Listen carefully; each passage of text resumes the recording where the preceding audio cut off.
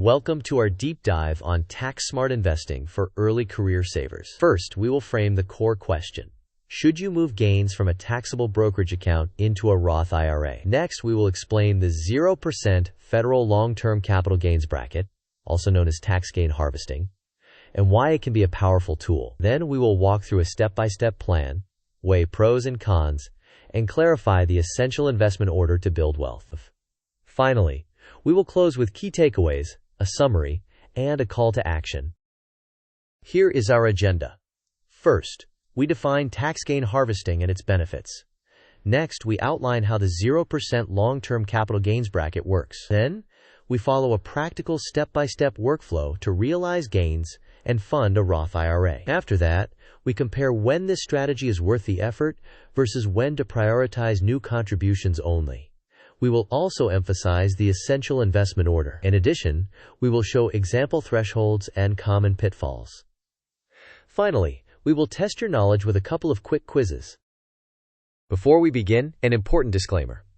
This content is for educational purposes only and is not individualized tax, legal, or investment advice. Tax laws, thresholds, and contribution limits change annually.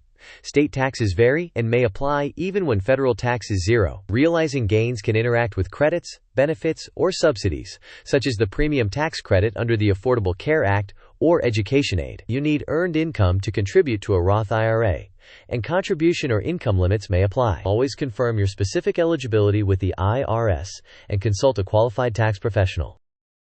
Tax gain harvesting is the act of selling appreciated assets that you have held for more than 1 year during a period when your taxable income places you in the 0% federal long-term capital gains bracket. By doing so, you realize gains at a 0 federal tax rate. Then, you move the cash proceeds to your IRA custodian and contribute to a Roth IRA, subject to annual contribution limits. Finally, you reinvest inside the Roth to capture long-term, tax-free compounding. If your income exceeds the 0% bracket, you might harvest only up to the threshold or defer.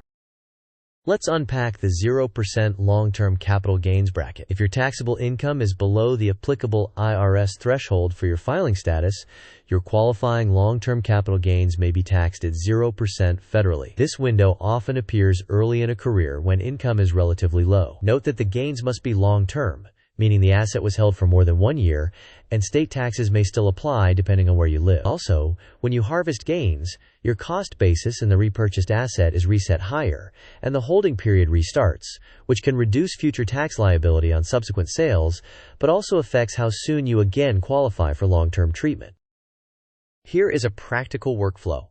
First, verify that you have earned income for the year and that you are eligible to contribute to a Roth IRA. Next, project your taxable income and calculate how much room remains under the 0% long-term capital gains threshold. Then, identify specific tax lots that you have held for more than 1 year and that currently show gains. After that, sell only enough appreciated shares to keep your total taxable income within the 0% bracket. Subsequently, transfer the proceeds as cash to your IRA custodian. Then, contribute to your Roth IRA up to the annual limit and reinvest according to your target allocation. Finally, maintain organized records of the sales, basis adjustments, and confirmations in case you need to reconcile your return. This mind map illustrates the recommended investment order. At the root is the investment order itself. The first branch is the emergency fund, typically 3 to 6 months of essential expenses, stored in a high-yield savings account to preserve liquidity and principal. The second branch is the Roth IRA, which should be prioritized for its tax-free growth and withdrawal advantages in retirement. The strategy is to maximize the annual contribution limit when eligible. The third branch is the taxable brokerage account, used after tax-advantaged accounts are filled. It offers flexibility for medium to long-term goals, and it becomes particularly effective when you can harvest gains within favorable tax brackets. Let's evaluate whether the effort is worth it. If your taxable brokerage balance is very small, some experts suggest avoiding the administrative complexity and simply directing new savings to your Roth IRA until you hit the annual limit. However, missing a year in which you qualify for the 0% capital gains bracket may forfeit a rare opportunity to permanently step up basis and move growth into a tax-free account. Time horizon plays a crucial role. Over decades, tax-free compounding can turn even modest contributions into significant balances. Nevertheless, you should factor in transaction costs, spreads, and any state income tax arising from the sales. Here is a side-by-side comparison. On the left, harvesting now allows you to realize gains at a 0% federal rate, raise your cost basis for the future, and move assets into the Roth IRA where growth is permanently sheltered. This is particularly attractive during low-income years, such as early career periods or gap years. On the right, focusing on new money contributions keeps your process simple, avoids trading friction, and prioritizes consistent Roth funding without disturbing your existing taxable holdings. The optimal choice depends on your balances, time cost, and available room under the 0% bracket. These are illustrative 2024 thresholds to help you conceptualize headroom for the 0% long-term capital gains bracket. For single filers, the upper taxable income limit is approximately $47,025. For married filing jointly, it is approximately $94,050. For head of household, it is approximately $63,000. Standard deductions are shown for reference. These numbers change annually and can interact with other elements of your return. Always verify the current figures on the IRS website or with a professional. Quiz time. Which two conditions are essential to realize gains at 0% federal long-term capital gains and then fund a Roth IRA with the proceeds? Option A. The asset held any length of time and taxable income below the 0% long-term capital gains threshold. Option B. The asset held for more than 1 year and taxable income below the 0% long-term capital gains threshold. Option C. The asset held for more than 1 year and no earned income required. Option D.